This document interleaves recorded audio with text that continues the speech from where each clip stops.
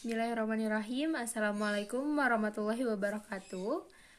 Saya Rasita Nur Awalia dengan NPM 102222010. Di sini saya akan sedikit mereview ulang materi tentang sistem pengendalian intern. Yang pertama ada definisi sistem pengendalian intern. Menurut tujuannya, sistem pengendalian intern terbagi menjadi dua. Yang pertama, pengendalian intern akuntansi, dan yang kedua, pengendalian intern administrasi. Yang pertama ada pengendalian intern akuntansi, yaitu bagian dari sistem pengendalian intern yang meliputi struktur organisasi, metode dan ukuran-ukuran yang dikoordinasikan terutama untuk menjaga kekayaan organisasi dan mengecek ketelitian dan keandalan data akuntansi.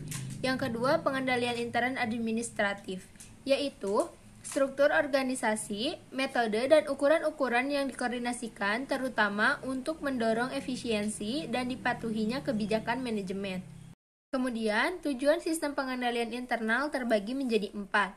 Yang pertama, menjaga kekayaan organisasi, mengecek ketelitian dan keandalan data akuntansi, mendorong efisiensi, dan yang terakhir, mendorong dipatuhinya kebijaksanaan manajemen. Lalu, di sini ada unsur pokok sistem pengendalian intern. Yang pertama ada struktur organisasi yang memisahkan tanggung jawab fungsional secara tegas. Yang kedua ada sistem wewenang dan prosedur pencatatan yang memberikan perlindungan yang cukup terhadap kekayaan, utang, pendapatan, dan biaya. Yang ketiga ada praktik yang sehat dalam melaksanakan tugas dan fungsi setiap unit organisasi. Dan yang terakhir ada karyawan yang mutunya sesuai dengan tanggung jawabnya. Nah, struktur organisasi merupakan kerangka framework pembagian tanggung jawab fungsional kepada unit-unit organisasinya. Di sini ada dua pembagian tanggung jawab fungsional. Yang pertama harus dipisahkan fungsi-fungsi operasi dan penyimpanan dan fungsi akuntansi.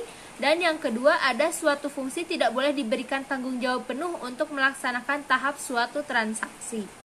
Kemudian ada 4 lingkungan pengendalian. Yang pertama ada filosofi dan gaya operasi.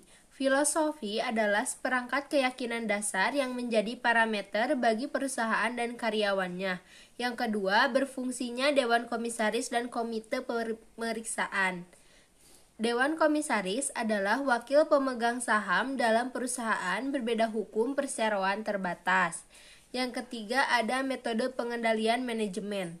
Metode pengendalian manajemen merupakan metode perencanaan dan pengendalian alokasi sumber daya perusahaan dalam mencapai tujuan perusahaan. Dan yang terakhir ada kesadaran pengendalian. Kesadaran pengendalian dapat tercermin dari reaksi yang ditunjukkan oleh manajemen dari berbagai jenjang organisasi atas kelemahan pengendalian yang ditunjuk oleh akuntan intern atau akuntan publik. Selanjutnya yaitu pendekatan untuk merancang pengendalian intern akuntansi. Secara garis besar, pendekatan untuk merancang pengendalian intern akuntansi adalah bertitik tolak dari tujuan sistem. Rincian tujuan pengendalian intern akuntansi ada 4. Yang pertama, menjaga kekayaan perusahaan, mengecek ketelitian dan keandalan data akuntansi, pelaksanaan transaksi melalui sistem otorisasi yang telah ditetapkan, dan yang terakhir yaitu pencatatan transaksi yang terjadi dalam catatan akuntansi. Di sini ada perbedaan pengendalian intern akuntansi dalam lingkungan pengelolaan dan data elektronik. Yang pertama yaitu pembagian tanggung jawab pelaksanaan suatu transaksi ke tangan beberapa orang atau departemen agar tercipta adanya cek silang dan spesialisasi klerikal. Di sistem komputer yaitu karena ketelitian dan kecepatan pengolahan data dengan komputer lebih sedikit diperlukan cek silang dalam pengolahan data terutama yang menyangkut perhitungan dalam pengelolaan data akuntansi. Nah, di sistem manual yang kedua dilakukan pemeriksaan secara visual terhadap transaksi penting dan dokumen yang diproses melalui sistem.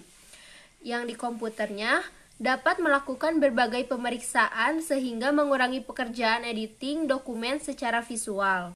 Lalu yang ketiga dalam sistem manual, menitikberatkan pengendalian di tangan manusia yang dicapai dengan pembagian tanggung jawab pelaksanaan transaksi ke beberapa orang atau bagian.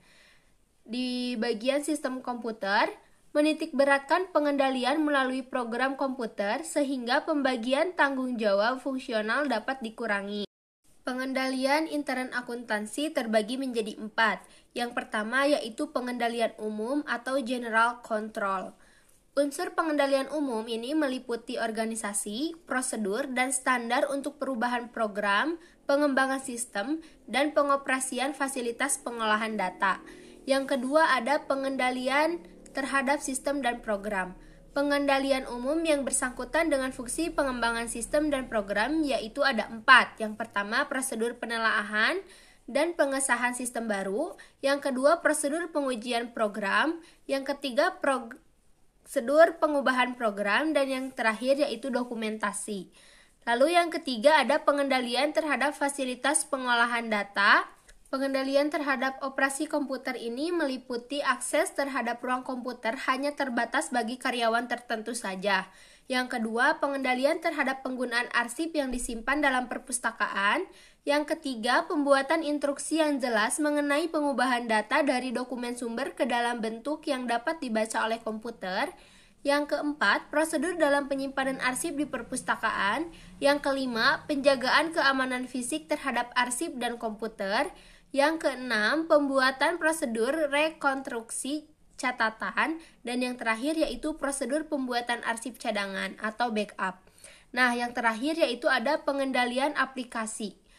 Dalam pengendalian aplikasi ini mempunyai tujuan. Yang pertama, menjamin bahwa semua transaksi yang telah diotorisasi telah diproses secara lengkap.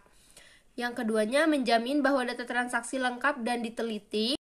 Yang ketiga, menjamin bahwa pengolahan data transaksi benar dan sesuai dengan keadaan. Yang keempat, menjamin bahwa hasil pengolahan data dimanfaatkan untuk tujuan yang telah ditetapkan. Dan yang terakhir, menjamin bahwa aplikasi dapat terus-menerus berfungsi. Pengendalian aplikasi juga dibagi menjadi 2. Yang pertama, pengendalian preventif, dan yang kedua, pengendalian detektif. Pengendalian detektif yaitu tidak akan mencegah terjadinya masalah, namun akan memberi petunjuk di mana letak terjadinya masalah. Terima kasih telah menonton video saya. Mohon maaf bila ada kesalahan. Wassalamualaikum warahmatullahi wabarakatuh.